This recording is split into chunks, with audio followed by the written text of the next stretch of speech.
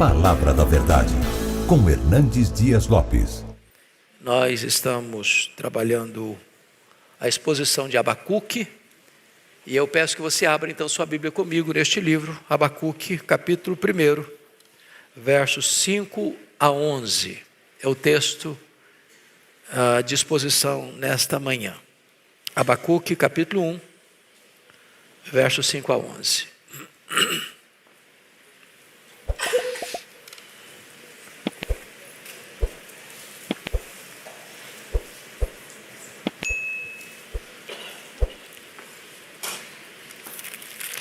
As referências não ajudam tanto a encontrar, porque está entre Naum e Sofonias, que são tão pequenos e desconhecidos quanto Abacuque.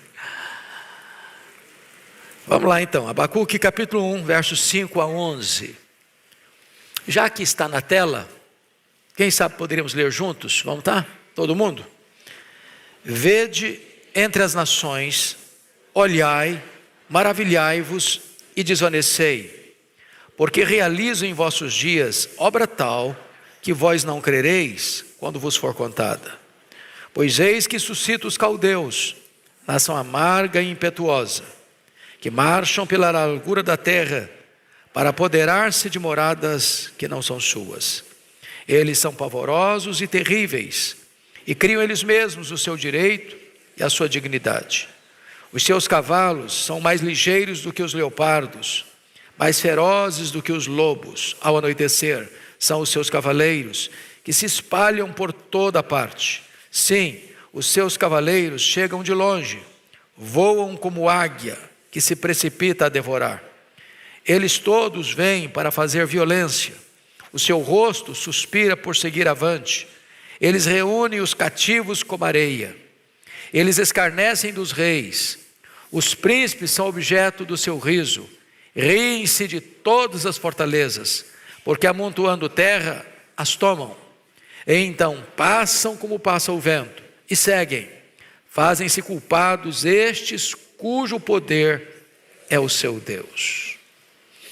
O tema que eu darei para a aula de hoje é: quando o céu deixa a terra alarmada. Quando o céu deixa a terra alarmada. Nós vimos na aula anterior que Abacuque estava numa grande crise com Deus e com os homens. Crise com Deus porque Deus estava em silêncio. Deus não respondia a sua oração. Enquanto ele, Abacuque, olhava para a sua própria nação, o reino de Judá, país mergulhado numa crise medonha, de violência, de iniquidade, de destruição, de contendas, de litígios, de idolatria. Agora a crise dele já tem outro aspecto, porque se ele estava perplexo com o que viu na terra, agora ele está mais perturbado ainda com o que ouve do céu. Em outras palavras, ele estava perturbado com o silêncio de Deus. Agora ele está completamente perturbado com a palavra de Deus. Porque quando Deus responde à oração dele, Deus não dá uma explicação, Deus dá uma revelação. Quando Deus rompe o silêncio, está dizendo: olha, eu não estive inativo, nem longe, nem indiferente. Vendo a iniquidade do meu povo, eu estou preparando os caldeus, os babilônios, este poderoso e megalomaníaco império, para ser a vara da disciplina sobre o meu povo. Isso nos choca, porque Deus cumpre a sua palavra quando essa palavra está a nosso favor. E Deus cumpre a sua palavra quando essa palavra está na contramão da nossa expectativa para nos disciplinar. O que choca ainda mais o profeta é como Deus pode usar um povo mais violento que o seu, mais injusto do que o seu, para disciplinar a sua nação, o povo de Judá. Então, eu gostaria de, a título de introdução, fazer 3 declarações. Primeira, a voz de Deus pode ser mais perturbadora do que o seu silêncio. Porque o silêncio de Deus trazia para o coração do profeta uma angústia. Por que que Deus não age? Por que que eu grito violência e o teu braço não se estende para interromper a violência? Por que que Deus permite a crise no Brasil e você ora e a crise agrava? E a angústia nossa também. Só que quando Deus responde a oração dele, Deus diz: olha, meu filho, eu vou trazer a Babilônia, uma nação amarga, para disciplinar esse povo. Segunda declaração, a ação de Deus pode ser mais perturbadora do que a inação de Deus. Tem hora que Deus não age, ele fica em silêncio, ele não se manifesta. Mas o silêncio de Deus não significa que ele não está agindo. Quando Deus começa a agir, ele fica perturbado, porque ele percebe, conforme o versículo 6, pois eis que suscita os caldeus, nação amarga e impetuosa, que marcham pela largura da terra para apoderar-se de moradas que não são suas. Deus está trazendo a Babilônia.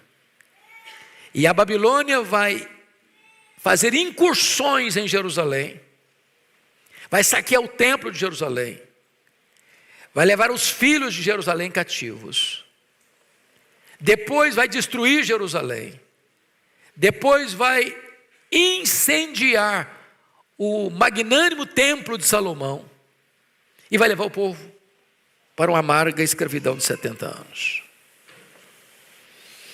Terceira declaração, o pecado do povo de Deus é mais terrível do que o pecado dos ímpios. Porque o ímpio não conhece a Deus. O ímpio viola a lei natural da sua consciência, que é um tribunal instalado dentro de nós, com percepção do que é certo e do que é errado. Por mais rude que seja um povo, ele tem noção do que é certo e do que é errado.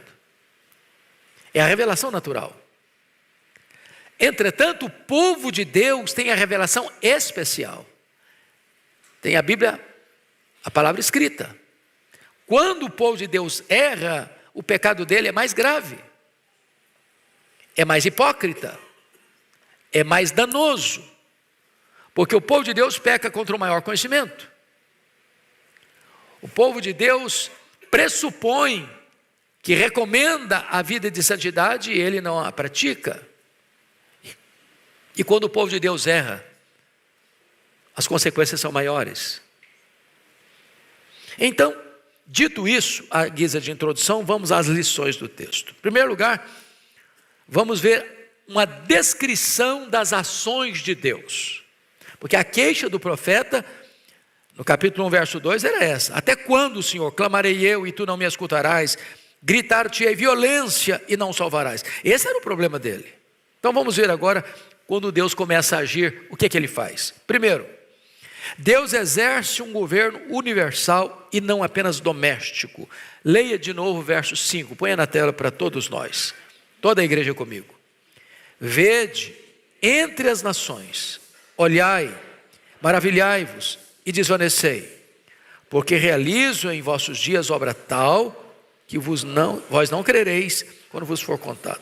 Primeira coisa que nós corremos o risco de pensar é que o nosso Deus é um Deus doméstico, é um Deus tribal, é um Deus eclesiástico, é o Deus que está limitado ao território da igreja, do templo, das coisas sagradas. E Deus não se conforma a isso, não se configura assim. Ele é Deus do universo, Ele é Deus das nações. Até aquelas nações que não o reconhecem, Ele é Deus. O controle dele não é apenas um controle para dentro dos muros eclesiásticos. Ele é o Deus que governa as nações, é o governo universal. Então, a primeira coisa que Abacuque é conclamado, vede entre as nações. Não é vede em Judá, vede entre as nações. Eu não me importo só com Judá. A minha ação não se restringe a Judá. A minha ação não se restringe à igreja. A minha ação é ampla, é global, é universal, entre todas as nações. Essa é a primeira coisa que precisamos entender, que a visão nossa, às vezes é geográfica, é paroquial e é restrita, e não uma visão do Deus que age em todas as nações. Segunda coisa, Deus não está inativo, mas trabalhando para julgar o pecado. O versículo 5, veja você, que quando Deus fica em silêncio, conforme o verso 2 estava entendendo o profeta, não significa que Deus está inativo. Porque o verso 6 diz assim: pois eis que suscito os caldeus. Então vamos entender o que significa isso. Vamos olhar a questão geopolítica, por favor. Pega comigo aqui, me acompanhe no raciocínio. Israel sai de 400 anos de escravidão no Egito. Israel investe 40 anos na jornada pelo deserto. Israel passa 7 anos na conquista da terra. Israel vive 330 anos numa gangorra espiritual de altos e baixos no período dos juízes. Israel, ao final do período dos juízes, que era o governo teocrático, requer um governo de rei. Eles querem um reinado. E então, 40 anos sobre Saul, 40 anos sobre Davi, 40 anos sobre Salomão. Agora, depois da morte de Salomão em 931, esse reino que era unido rasga. 10 tribos seguem Jeroboão I, formam o reino do norte, chamado Israel, capital Samaria. As 2 tribos fiéis à dinastia de Davi, Judá e Benjamim, formam o chamado reino Judá. As 10 tribos do norte, que começaram em 931, duraram 209 anos. Em 722, a Síria, que era na época o maior e mais poderoso império do mundo, controla, domina Samaria e leva o povo para o cativeiro. Então, a dona do mundo era a Síria. Mas a geopolítica começa a mudar. Porque haviam 3 potências mundiais: a Síria, Egito e Babilônia. O que acontece? No ano 612 a.C., a Babilônia conquista, derrota a Síria em 612. O Egito tenta reagir. O faraó Neco tenta entrar na peleja. E a Babilônia, em 605, domina o Egito. Então, nós estamos agora num período em que 2 potências mundiais, a Síria em 612, o Egito em 605, são dominados pela Babilônia. Então a Babilônia agora é a grande potência mundial. É a grande potência mundial. E o que acontece? Agora Judá não está mais sofrendo o risco da Síria, que foi dominada, não está mais sofrendo o risco do Egito, foi dominado, mas a Síria, Judá agora está debaixo de um poder político global, um império mundial que tem um papel de ser a vara da disciplina de Deus para disciplinar o povo de Judá. O que o profeta está entendendo? Qual a visão teológica do profeta? Qualquer analista político que olhasse vai dizer o seguinte: não, os caldeus invadiram Jerusalém porque eles são a potência mundial. Óbvio. Bom, Jerusalém caiu porque ninguém, humanamente falando, podia resistir ao poder conquistador da Babilônia. Isso é uma análise política. Mas como é que o profeta entende? Olha o versículo 6. Pois eis que suscito os caldeus. Quem suscita os caldeus? Deus. Quem está acima da geopolítica? Deus.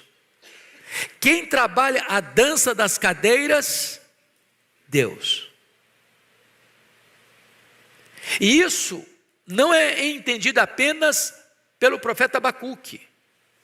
Quando você vai lá para Daniel, só algumas folhas atrás aí, você já vai acessar Daniel, no capítulo 1, no versículo 1, 2, está claro, está escrito: no ano terceiro do reinado de Jeoaquim, rei de Judá, veio Nabucodonosor, rei da Babilônia, a Jerusalém e a sitiou. O Senhor lhe entregou nas mãos a Jeoaquim, rei de Judá, e alguns dos utensílios da casa de Deus. A estes levou-os para a terra de Sinear, para a casa do seu Deus, e os pôs na casa do tesouro do seu Deus.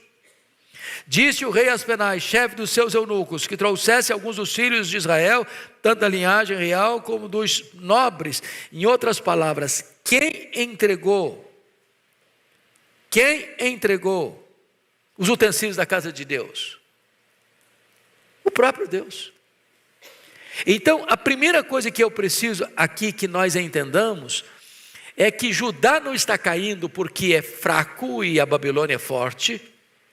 Judá não está sendo disciplinada porque é um país ou é um reino muito vulnerável diante de uma grande hiperpotência mundial. Quem está mexendo os acontecimentos nos bastidores da história é Deus. É Deus. É nesse sentido, irmãos, que a Bíblia diz que o pecado é o opróbrio das nações. Porque nenhuma nação é forte quando ela se rende ao pecado.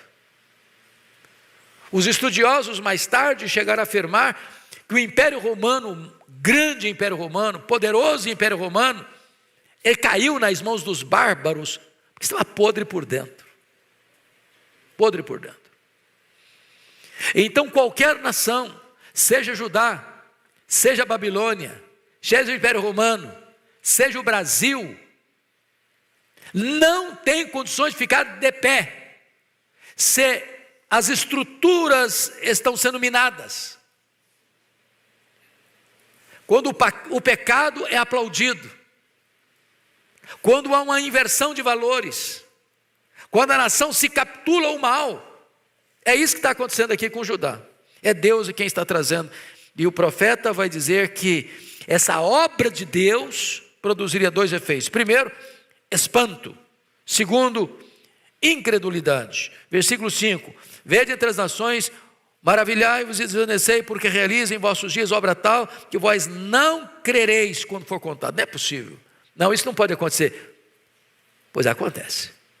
Porque quem está controlando as rédeas é o próprio Deus. E contra Deus ninguém luta e triunfa.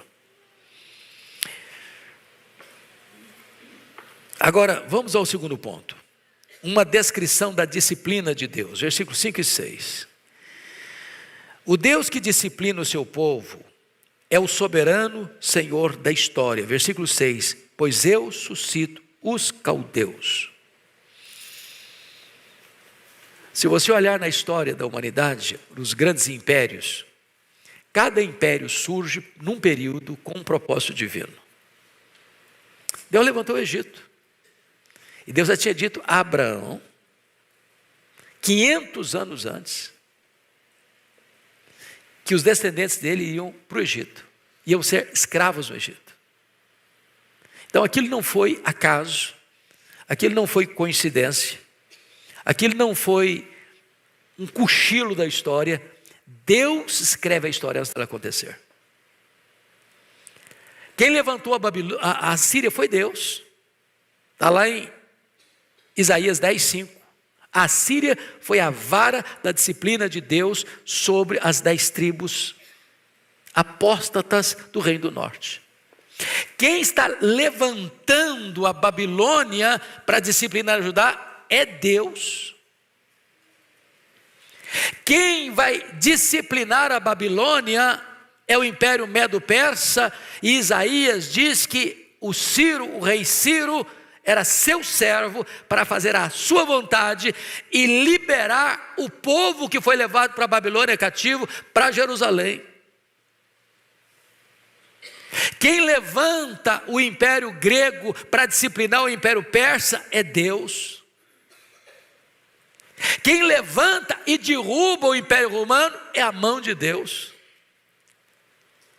Entendamos ainda hoje, irmãos, que no mapa geopolítico parece que Deus é o Deus que só está lá no céu, ou é o Deus que só está dentro da igreja. Deus está sentado no trono, e é Ele quem levanta reis, e é Ele quem abate reis, e é Ele quem dirige a história e conduzirá a história a uma consumação final. Essa é a verdade gloriosa que nós podemos enxergar nesse texto. Mas veja bem, segundo ponto, Deus usa até o ímpio para imprimir seus soberanos propósitos. Versículo 6, pois eis que suscito os caldeus. Então vamos entender, na sua amarga impetuosa, que marcha pela largura da terra para apoderar-te de moradas não suas. Eu faço uma pergunta, vocês podem me responder. Quantas incursões em Jerusalém a Babilônia fez? 3 incursões. A primeira delas, no reinado de Jeoaquim, em 606. E o que ele fez? Levou os vasos do templo, os utensílios do templo, botou no templo pagão. O que ele fez mais? Levou alguns dos filhos dos reis e dos nobres. Para quê? Para servir no palácio. E o que o faraó mandou, o que o Nabucodonosor mandou fazer? Torná-los eunucos, trocando em miúdos, castrá-los.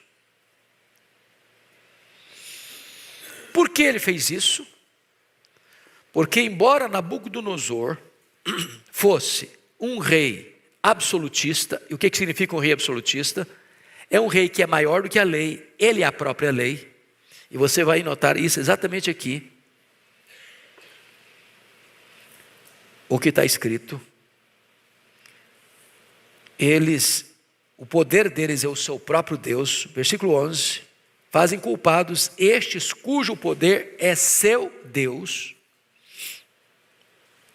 Versículo 7, eles são pavorosos e terríveis e criam eles mesmos o seu direito e a sua dignidade. Então o rei Nabucodonosor estava acima da lei.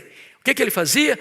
Trazia os nobres, os filhos dos reis, para dentro do seu palácio, dava um banho de cultura babilônica neles, mudava o nome deles, mudava a cultura deles, para que esses jovens, dos nobres e dos reis, pudessem ser agentes dele mesmo, Nabucodonosor, governar sobre o seu próprio povo. Então, quem ia governar, dominar judeu, era judeu. Aliás, essa estratégia já era usada lá no Egito. Lembra quando o faraó quis matar as crianças hebreias? A quem ele usou em primeiro lugar? Parteiras hebreias. Então, a primeira incursão é em 606, no reinado de Jeoaquim. A segunda incursão foi no ano 596, no governo de Joaquim. E ele leva uma grande quantidade de judeus. Nessa leva vai Ezequiel, que era da família sacerdotal, e Deus o vai levantar lá na Babilônia como profeta. Então Ezequiel profetiza na Babilônia, não aqui em Israel, não aqui em Judá, não em Jerusalém. E a terceira leva é a definitiva, em 586, no último governo, o último rei de Judá, que é o rei Zedequias. E então cerca Jerusalém. O cerco é tão terrível que não entra alimento, não entra provisão. A comida acaba dentro dos muros. Há um exército do lado de fora. E esse povo então sofre essa invasão. 586, a cidade é destruída. O povo é levado cativo para a Babilônia. O que é que Deus está fazendo aqui? Deus está usando o ímpio para disciplinar o seu povo. Deus é livre, Deus é soberano para fazer isso. Isso choca a gente às vezes. Aliás, foi a grande angústia do profeta. Olha o versículo 13, como é que ele diz isso. Vamos ler 1:13, todos comigo. Tu és tão puro de olhos que não podes ver o mal, e a opressão não podes contemplar. Por que, pois, toleras os que procedem perfidamente e te calas quando o perverso devora aquele que é mais justo do que ele? É uma crise. Eu não estaria no lugar do profeta Abacuque, estaria em crise também. Mas Deus é soberano. Ele faz conforme o seu agrado. Terceiro ponto que eu quero destacar: o juízo que sobreveio ao rei de Judá não procedeu do diabo nem do mundo, mas de Deus. Por que eu estou querendo tratar disso aqui? Versículo 6 é claro, eu estou trazendo os caldeus. É que há hoje uma visão, irmãos, de que tudo é colocado nas costas do diabo. Qualquer problema é o diabo. E nós não estamos negando a existência do diabo. Nós não estamos negando as artimanhas do diabo. Nós não estamos negando que o diabo se aproveita dessas circunstâncias. Porém, atribuir tudo ao diabo é despir Deus da sua majestade maior, que é livre e soberano para usar os seus instrumentos, mesmo aqueles instrumentos que nós não concordamos. Nós temos a mania de pensar que Deus gosta de quem nós gostamos e Deus odeia quem nós não gostamos. E Deus se recusa a entrar nesse jogo. Ele é soberano. E mais, que Deus possa usar o ímpio para os seus propósitos. E não é que Deus está abonando tudo que esse ímpio faz. Porque um dos problemas que acontece é o seguinte: Deus pega a Babilônia, os caldeus falam: vocês vão ser a vara da minha disciplina para disciplinar o povo de Judá. Só que os caldeus não entenderam isso. Eles foram além da medida, eles oprimiram, eles mataram, eles massacraram. E eles fizeram isso como se o poder deles fosse o seu Deus. Está aí no versículo 11. Aí o que Deus faz? Deus pune a Babilônia. Deus usa, o cara não entendeu, Deus julga aquele que foi a vara da sua disciplina. Pois bem, quarto lugar, a intervenção de Deus na disciplina do seu povo produz espanto até nas pessoas mais piedosas. É a angústia dele, do verso 5, vede entre as nações, olhai, maravilhai-vos e desvanecei, porque eu realizo em vossos dias obra tal, que vós não crereis quando vos for contado. O problema de Abacuque é teológico. É teológico. Em outras palavras, eu não estou entendendo Deus. O meu povo estava chafurdado na violência, litígios, contendas, iniquidade. E eu orei, e eu clamei: até quando, Senhor? O Senhor não vai responder, o Senhor não vai salvar? O que ele esperava? Que Deus viesse, quebrantasse o povo, falasse com o povo. Só que Deus estava falando isso, ó.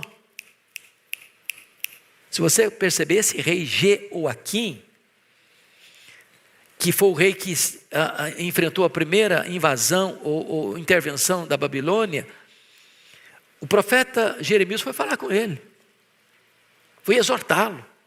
O que ele fez? Ele pegou o rolo do livro de Isaías e cortou com canivete, jogou no fogo. Pegou o profeta que estava falando com ele e jogou num poço, numa prisão.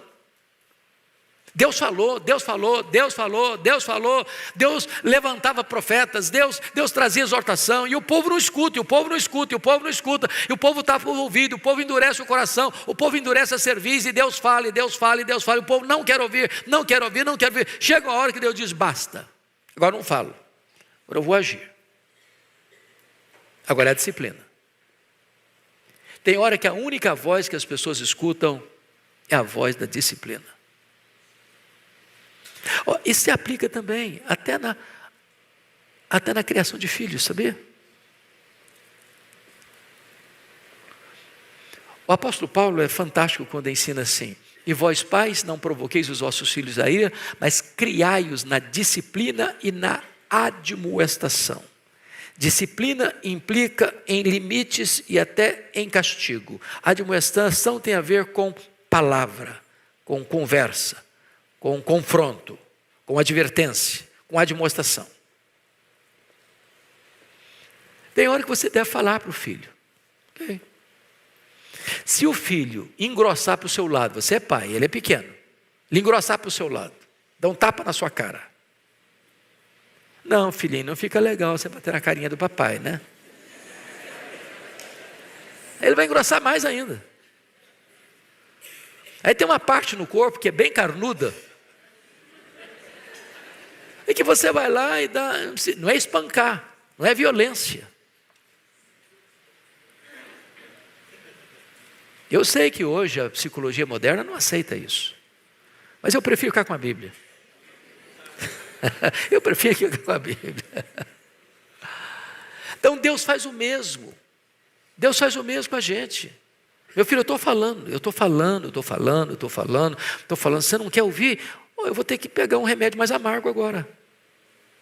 Vou ter que usar um método mais radical. Eu vou ter que trazer os caldeus. A coisa não é brincadeira, não. Vamos ver agora, em último lugar, uma descrição do instrumento usado por Deus. Abacuque vai fazer aqui uma espécie de diagnóstico, de radiografia dos caldeus. Então, quem eram os caldeus? Primeiramente, eles eram cruéis. Versículo 6, nação amarga e impetuosa. Amarga, impetuosa, tem limite, tem freio, tem autocontrole, são assodados, destemidos, violentos. É terrível isso. Nação amarga e impetuosa.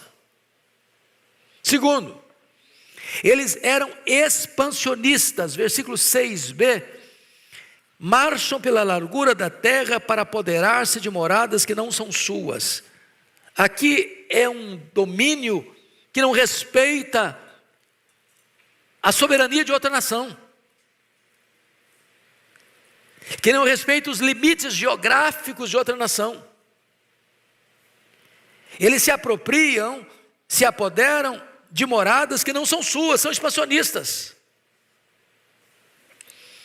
Versículo 9, eles todos vêm para fazer violência, o seu rosto suspira por seguir avante, eles reúnem os cativos como areia, ou seja, eles entram numa cidade, eles entram numa região geográfica, numa configuração de um país, e invadem, e tomam, e conquistam, se apropriam de tudo.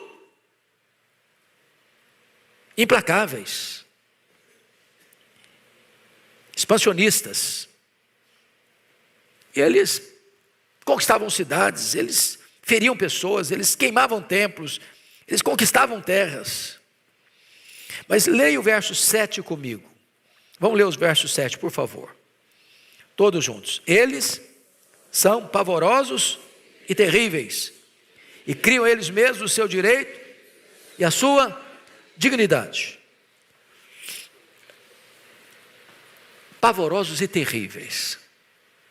Não tem lei universal que garanta a esses povos conquistados para blindá-los das ações dos caldeus. Aliás, o verso 7 deixa isso claro para nós aí, ao afirmar que eles criam, eles mesmos, o seu direito e a sua dignidade. Eles são a sua própria lei. Ninguém os controla, ninguém os governa. E Deus está exatamente trazendo esse povo, os caldeus, para dentro de Jerusalém. Porque Jerusalém não consegue ouvir Deus falar e obedecer. Aliás, eu não sei se vocês já leram, fizeram essa leitura, mas o pecado recorrente das 10 tribos do norte foi idolatria. Lembram disso? Qual foi o pecado que todos os 19 reis do reino do norte cometeram? O mesmo pecado de Jeroboão I. Qual foi o pecado dele? Fazer um bezerro de ouro e levar o povo a adorar o bezerro de ouro. Todos os reis do reino do norte adoraram o bezerro de ouro, idolatria. O que aconteceu lá no reino do sul, lá em Judá? Alternava alguns reis piedosos, como Asa, como Josafá, como Ezequias, Josias, mas a maioria dos reis do sul foram idólatras também. Não adiantava os profetas exortarem, exortava hoje, aí um rei piedoso tomava uma decisão, no próximo que vinha era pior do que os anteriores, e implementava de novo a idolatria. O cativeiro da Babilônia baniu a idolatria do povo judeu. Foi preciso um remédio amargo para que o povo de Deus rompesse com a prática da idolatria. Foi preciso que eles tomassem uma espécie de terapia de choque. Quando os vasos do templo, os utensílios do templo, saíram de Jerusalém, consagrados ao culto a Deus, e foram levados para dentro de um templo pagão. Zombaram desses vasos do templo. E Deus não se deixa escarnecer, porque quando o rei Belsazar vai apanhar os vasos do templo para beber numa festa promíscua, Deus o sentencia de morte. Então, eles eram cruéis, eles eram implacáveis, eles passavam ao fio da espada, homens e mulheres. Eu vou levar vocês, por gentileza, para Lamentações de Jeremias, porque há aí, irmãos, uma descrição difícil até de ler, dolorosa demais, mas está escrito. E eu quero que você abrisse lá comigo em Lamentações de Jeremias. Vamos ler 3 textos aí, rapidinho. Põe na tela para mim, filho, Lamentações 2:21. Lamentações de Jeremias 2:21. Está aí na tela. Vamos ler todos juntos. Vamos lá? Jazem por terra pelas ruas o moço e o velho.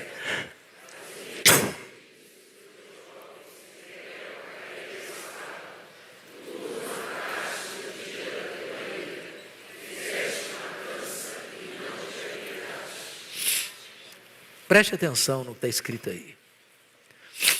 Jazem por terra pelas ruas o moço e o velho. As minhas virgens e os meus jovens vieram a cair à espada. Ele está falando com quem? Está falando com Deus. Tu os mataste no dia da tua ira. Fizeste matança e não te apiedaste. Quem está matando os judeus dentro de Jerusalém? Os caldeus. A quem o profeta atribui? A Deus. Os caldeus são instrumento de quem? De Deus.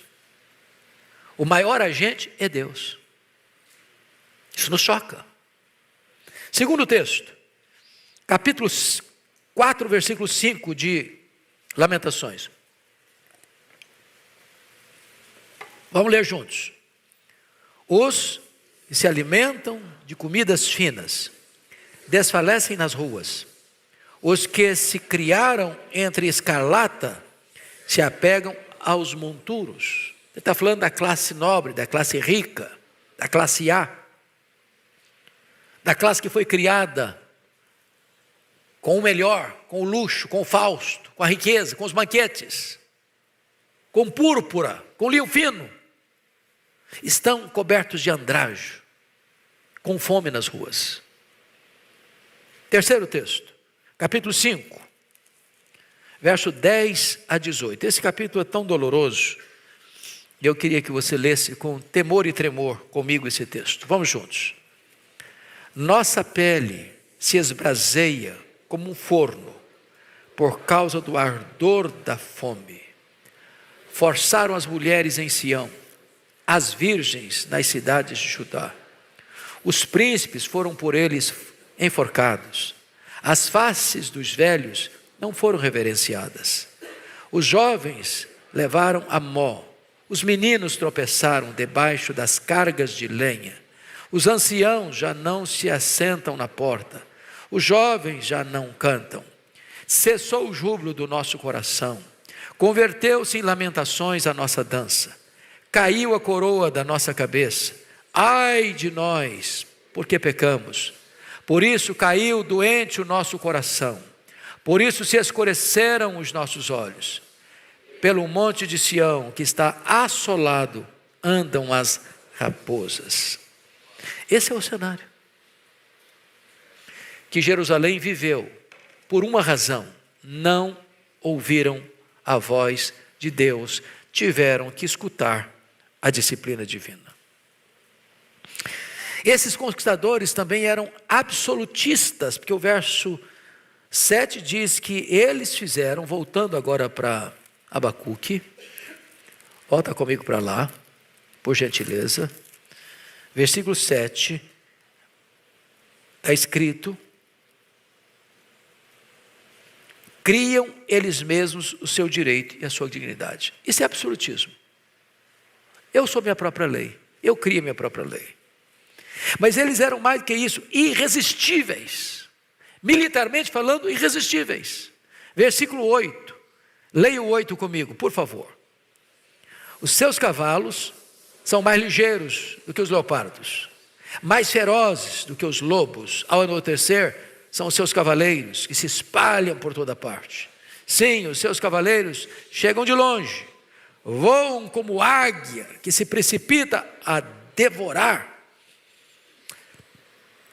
Destaque os 4 animais que são mencionados aí: leopardos, lobos e águia.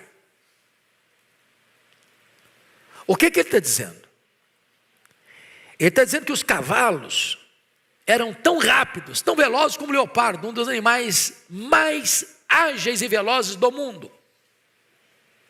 Ele está dizendo que os cavaleiros eram como os lobos que caçam de noite, ávidos por sangue. E ele está dizendo que esses cavaleiros eram como a águia. A águia é uma ave poderosíssima, que alcança as alturas excelsas, que faz voos longos, que enxerga a mais de 2 quilômetros um alvo, e caminha na direção, voa na direção desse alvo como uma flecha. E ele diz: olha, é assim que são esses soldados, é assim que são esses conquistadores. E eles eram tão insolentes que o versículo 9 a 11 diz assim: eles todos vêm para fazer violência. O seu rosto suspira por seguir avante. Reúnem cativos como areia, aqui, ali, acolá. Escarnecem dos reis, você não respeita ninguém. Os príncipes são objeto do seu riso. Riem-se de todas as fortalezas, porque amontoam terra e as tomam, ou seja, não tem rei, não tem príncipe, não tem muralha alta, não tem nada que possa detê-los. Essa é a descrição. Mais do que isso, são megalomaníacos.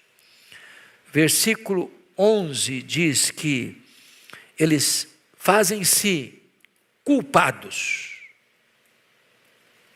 São megalomaníacos, porque o texto diz no finalzinho ali, fazem-se culpados esses cujo poder é o seu Deus. Vamos parar um pouquinho aqui. Pergunto a vocês, a Babilônia era um império monoteísta ou politeísta? Era politeísta. Muitos deuses. Eles tinham um panteão de deuses. Mas, à luz do profeta Abacuque, qual era a divindade mais adorada na Babilônia? O seu próprio poder. O seu próprio poder. Eles se julgavam deuses. Eles eram maior do que, na cabeça deles, os deuses dos povos. Megalomaníacos, absolutistas. Mas o texto vai nos concluir dizendo o seguinte, que eles foram encontrados por Deus como culpados, fazem-se culpados. Como assim? Como assim? Eles eram os instrumentos levantados por Deus para disciplinar o seu povo e ao mesmo tempo culpados. Como assim? É que eles não entenderam a missão que Deus lhes havia dado. Ao disciplinarem o povo de Judá, eles não entenderam que eles estavam sendo instrumentos nas mãos de Deus. Eles estavam atribuindo a eles mesmos como se fossem deuses. E aí eles foram encontrados culpados. E o que é que acontece? Esse império tão poderoso entra em colapso. E eu quero concluir levando vocês a Daniel capítulo 2. Vocês se lembram da visão de Nabucodonosor? Que nenhum conseguiu interpretar? Foi Daniel que conseguiu interpretar o sonho dele, a visão que ele teve? Qual era a visão? Ele sonhou com uma grande estátua. A cabeça da estátua era ouro. Os braços da estátua e o peito eram de prata. O quadril era de bronze. As pernas eram de ferro. E os pés e os dedos eram de ferro e barro. E ninguém conseguiu interpretar esse sonho de Nabucodonosor. Então Daniel é chamado e interpreta e diz assim: ó Nabucodonosor, tu és a cabeça de ouro. Depois vem um outro império, com os braços de prata. 2, porque eram os medos e os persas. Depois um outro império surgirá, ligeiro, rápido. É o império grego, greco-macedônio. E depois um outro império se levantar muito poderoso, como ferro, irresistível, que é o império romano. Mas esse império romano tem muita fortaleza e ao mesmo tempo é frágil, porque os dedos são de ferro e barro. Apodreceu por dentro. Aí vem uma pedra não lavrada por mãos e bate nos pés dessa estátua e toda ela vira pó. E essa pedra cresce, cresce, cresce e alcança o mundo inteiro. Do que ele está falando? Ele está falando que os reinos deste mundo serão do Senhor e do seu Cristo, porque esta pedra é um símbolo do reino de Deus, que vem exatamente se estabelecendo com Cristo Jesus no Império Romano. E todos esses megalomaníacos impérios, desde a Síria, desde a Babilônia, desde o Império Medo-Persa, desde o Império Grego, desde o Império Romano, todos eles vão colapsar. E o único reino que vai perdurar e prevalecer, sendo jamais desbancado, é o reino de Deus. É o reino de Deus. O único rei que não será apiado do poder é Jesus, o Rei dos Reis e o Senhor dos Senhores. Então, vamos concluir com breves aplicações. Primeiro, se o povo de Deus pecar e não se arrepender, deve esperar o quê? Disciplina. Segundo, se o povo de Deus é disciplinado por seus pecados, os inimigos de Deus não podem ter esperança de escapar das mãos de Deus por causa dos seus pecados. Porque o juízo começa na casa de Deus, mas não para na casa de Deus. Vai chegar aos ímpios também. Terceiro, Deus pode lançar mão de instrumentos estranhos para disciplinar o seu próprio povo, como usou os caldeus. Quarto, os homens ímpios e as nações que Deus emprega na execução de seu julgamento não escaparão da responsabilidade de suas próprias ações. Eles foram encontrados culpados.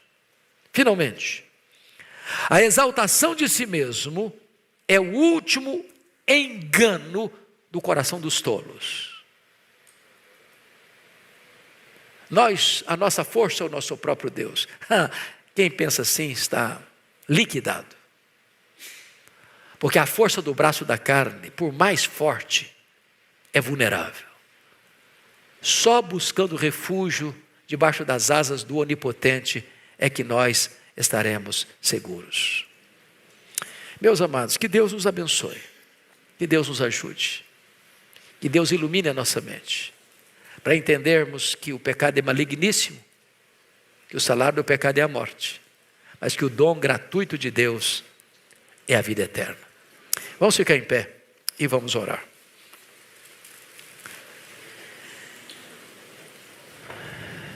Ó Deus, nós te agradecemos o privilégio de nesta manhã abrirmos a Tua Palavra, de estudarmos a Tua Palavra. Ela é viva, ela é eficaz, ela é poderosa, ela é atual, ela é inspirada, ela é inerrante, ela é infalível, ela é suficiente, ela nos basta. Meu Deus, abra os ouvidos da nossa alma para ouvirmos a Tua voz. Que não sejamos um povo de dura cerviz, como foi o povo de Judá. Que não tapemos os ouvidos do nosso coração à voz do Teu Espírito. Que todos nós aqui nesta manhã nos humilhemos debaixo da Tua poderosa mão, para vivermos de modo justo, piedoso e sensato nesta geração. Receba o nosso tributo de louvor, porque Tu nos dás a Tua palavra, que vale mais do que ouro e é mais preciosa e doce do que o mel. Louvado seja o Teu nome. Em nome de Jesus. Amém.